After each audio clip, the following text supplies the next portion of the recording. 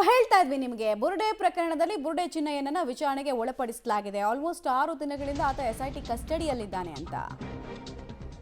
Okay, ಇನ್ನೊಂದು detail ನೋಡೋಣ. ಅದಕ್ಕಿಂತ ಮುಂಚೆ ಅನನ್ಯ ಭಟ್ ಕೇಸ್ ಕೊನೆ ಹಂತಕ್ಕೆ ಬಂತ ಅಂತ 3ನೇ ದಿನವೂ ಸುಜಾತಾ ಭಟ್ರನ್ನ ವಿಚಾರಣೆಗೆ ಒಳಪಡಿಸಲಾಗಿದೆ. ಕ್ಲೈಮ್ಯಾಕ್ಸು ಈಗ ತಪ್ಪಾಯ್ತು ನನ್ನನ್ನು ಬಿಟ್ಬಿಡಿ ಅಂತ ಸುಜಾತಾ ಭಟ್ ಕಣ್ಣೀರು ಹಾಕ್ತಾ ಇದ್ದಾರಂತೆ. ಸುಜಾತಾ ಭಟ್ ಕಣ್ಣೀರಿಗೆ SIT ಅಧಿಕಾರಿಗಳು ಕರಗಕ್ಕೆ ಅವರೇನು ಯೂಟ್ಯೂಬ್ ಚಾನಲ್ನವರ ಅಲ್ಲ. ಅನನ್ಯ ಭಟ್ ಪಾತ್ರದ ಸೂತ್ರಧಾರಿಗಳ ಪತ್ತೆಗೆ SIT ಈಗ ಮುಂದಾಗಿದೆ. ಕಣ್ಣೀರನ್ನ ಒರೆಸ್ಕೊಳ್ಳಿ ಅಂತ ಖರ್ಚೀಫು ಕೊಡಲ್ಲ, ನೀವು ಅಳಷ್ಟು ಹತ್ಬಿಡಿ, ಬಕೆಟ್ ಗಟ್ಲೆ ಅಳಿ, ಅದಾದ್ಮೇಲೆ ಕೆಲಸ ಮಾಡಿ, ಅದಾದ್ಮೇಲೆ ನಾವು ಕೇಳೋ ಪ್ರಶ್ನೆಗೆ ಉತ್ತರ ಕೊಡಿ ಅಂತ ಕೇಳ್ತಾ ಇದ್ದಾರೆ. ಆಮೇಲೆ ಈ ಪ್ರಕರಣದಲ್ಲಿ ಗಿರೀಶ್ ಮಠಣ್ಣವರು ಸೇರಿದಂತೆ ಅನೇಕರಿಗೆ ನೋಟಿಸ್ ಕೂಡ ಹೋಗುತ್ತಂತೆ. ಅನನ್ಯ ಭಟ್ ಪಾತ್ರ ಕ್ಯಾರೆಕ್ಟರ್ ಸೃಷ್ಟಿಯಾದಷ್ಟೇ ವೇಗವಾಗಿ ಪಾತ್ರದ ಅಂತ್ಯ ಕೂಡ ಆದಂಗೆ ಕಾಣಿಸ್ತಾ ಇದೆ. ಅಲ್ಲಿಗೆ ಸುಳ್ಳು ಕೇಸ್ನಲ್ಲಿ ತಗ್ಲಾಕೊಳ್ತಾರ ಸುಜಾತಾ ಭಟ್. ಸೇಮ್ ಚಿನ್ನಯ್ಯನಿಗೆ ಆದ ಸ್ಥಿತಿ ಸುಜಾತಾ ಭಟ್ಗೂ ಆಗತ್ತಾ? ಆಮೇಲೆ ಸುಜಾತಾ ಭಟ್ ವಿಚಾರದಲ್ಲೂ ಸಂಚು ರೂಪಿಸಿದವ್ರಿಗೆ ಈಗ ಕಾಲ್ ನಡುಗೋದಕ್ಕೆ ಸ್ಟಾರ್ಟ್ ಆಗಿದೆ. ಅದಕ್ಕೆ ಮೇಯ್ನು ನಮಗೆ ಒಂದು ಅರ್ಥ ಮಾಡ್ಕೊಳ್ಬೋದು, ಮಿಡ್ ನೈಟ್ನಲ್ಲೆಲ್ಲ ಕೆಲವರು ಲೈವ್ ಬರೋದಕ್ಕೆ ಸ್ಟಾರ್ಟ್ ಮಾಡಿದ್ದಾರೆ. ಜನ ಎಲ್ಲ ಮಲಗಿದ ಮೇಲೆ FB ಲೈವ್ ಬಂದು ನಮ್ಮದೇನು ತಪ್ಪಿಲ್ಲ, ನಾವು ಸಂಭ್ರಮದಿಂದ ಬೇಕಾದರೆ ಕಚೇರಿಗೆ ಬರ್ತೀವಿ ಅಂತ ಕೆಲವರು ಹೇಳೋದಕ್ಕೆ ಸ್ಟಾರ್ಟ್ ಆಗಿದ್ದಾರೆ. ಅಲ್ಲೇ ಅರ್ಥ ಮಾಡ್ಕೊಳ್ಬೋದು ಭಯ ನಿಧಾನಕ್ಕೆ ಹೇಗೆ ಆವರಿಸ್ಕೊಳ್ತಾ ಇದೆ ಗುಂಪಿಗೆ ಅಂತ. ದಿನಕ್ಕೆ 10 ಸಲ ಬರೋರು ಈಗ ಮಿಡ್ ನೈಟ್ ಮಾತ್ರ ಲೈವ್ ಬರ್ತಾರೆ. ಸುಜಾತಾ ಭಟ್ ಕೇಸು ಸೆನ್ಸೇಷನನ್ನು ಕ್ರಿಯೇಟ್ ಮಾಡಿತ್ತು. ಇದು ಕರುಳಿನ ಬಳ್ಳಿಯ ಕೂಗು, ಹೆತ್ತೊಡಲ ನೋವು ಅಂತೆಲ್ಲ ಸೆನ್ಸೇಷನನ್ನು ಕ್ರಿಯೇಟ್ ಮಾಡಲಾಗಿತ್ತು.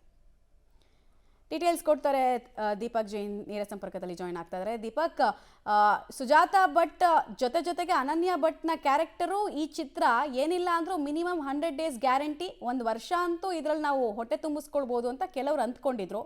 ಬಟ್ ಚಿತ್ರ ನೋಡಿದ್ರೆ ಫ್ಲಾಪ್ ಆಗಿಬಿಟ್ಟಿದೆ.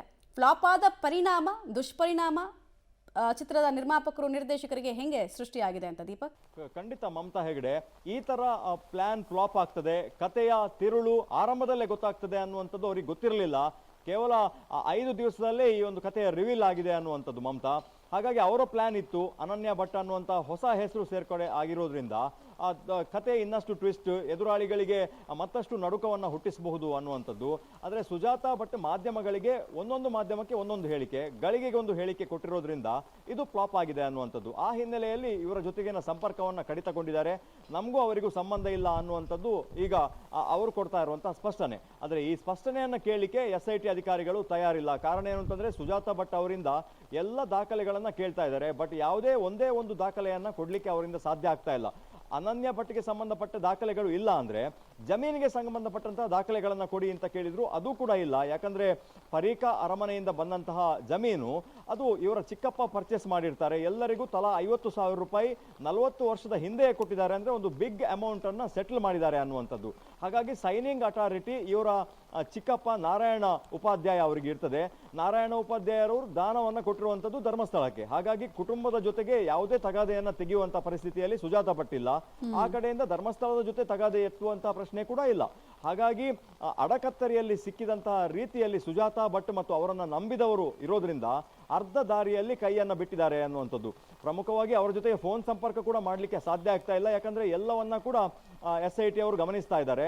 ಮನೆಗೆ ಸೇರಿಸಿಕೊಳ್ಳದಂತಹ ಪರಿಸ್ಥಿತಿ ಇದೆ. ಕಳೆದ 3 ದಿವಸಗಳಿಂದ ಲಾಡ್ಜ್ನಲ್ಲಿ ಉಳಿದುಕೊಂಡು ಆಟೋ ರಿಕ್ಷಾದಲ್ಲಿ ಈ ಮಳೆಯ ನಡುವೆ ಬಂದು SIT ತನಿಖಾ ಅಧಿಕಾರಿಗಳ ಮುಂದೆ ಹಾಜರಾಗುವಂತಹ ಪರಿಸ್ಥಿತಿ. ಕಣ್ಣೀರಿಟ್ಟರೂ ಕೂಡ ಕಣ್ಣೀರಿನ ಕಥೆಯನ್ನ SIT ನಂಬಿಕೆ ಸಾಧ್ಯ ಇಲ್ಲ. ಮಾಧ್ಯಮಗಳು ನಂಬುವುದು, ಜನ ನಂಬುವುದು. SIT ಕೇಳ್ತಾ ಇರುವಂತದ್ದು ದಾಖಲೆ, ಭೂ ದಾಖಲೆ ಅಥವಾ ಅನನ್ಯ ಭಟ್ಗೆ ಸಂಬಂಧಪಟ್ಟಂತ ದಾಖಲೆ ಯಾವುದೂ ಕೂಡ ಇಲ್ಲ ಅನ್ನೋದ್ರ ಹಿನ್ನೆಲೆಯಲ್ಲಿ ಅವರು ಕನ್ಫೆಷನ್ ಮಾಡ್ಕೊಂಡ್ರು ಕೂಡ ಇದರ ಪ್ಲಾನ್ ಏನು, ಇದು ಎಷ್ಟು ವರ್ಷಗಳಿಂದ ಹಿಂದೆ ನಡೆದಂತಹ ಒಂದು ಪ್ಲಾನ್, ಯಾರೆಲ್ಲ ಕೈ ಜೋಡಿಸಿದ್ರು, ಯಾವ ತರದ ಕಥೆಯನ್ನ ಕಟ್ಟಿದ್ರಿ, ಯಾವ ದಾಖಲೆಗಳು ಇದೆ, ಈ ಎಲ್ಲವನ್ನ ಕೂಡ ಬಾಯಿ ಬಿಡಿಸ್ತಾ ಇದ್ದಾರೆ. ಈ ಎಲ್ಲಾ ದಾಖಲೆ ಸಂಗ್ರಹವನ್ನ ಗುಣಪಾಲ್ ಜೆ ತನಿಖಾಧಿಕಾರಿ ಮಾಡ್ತಾ ಇದ್ದಾರೆ. ಈ ಎಲ್ಲಾ ಹೇಳಿಕೆಗಳು ಪ್ಲಾನ್ ಮಾಡಿದವರಿಗೆ ನಡುಕ ಹುಟ್ಟಿಸೋದಂತೂ ಗ್ಯಾರಂಟಿ ಮಮತಾ ಹೆಗ್ಡೆ. ದೀಪಕ್ ಜೈನ್ ಹಾಗೆ ಸಂಪರ್ಕದಲ್ಲಿ ವಾಪಸ್ ಬಂದೆ.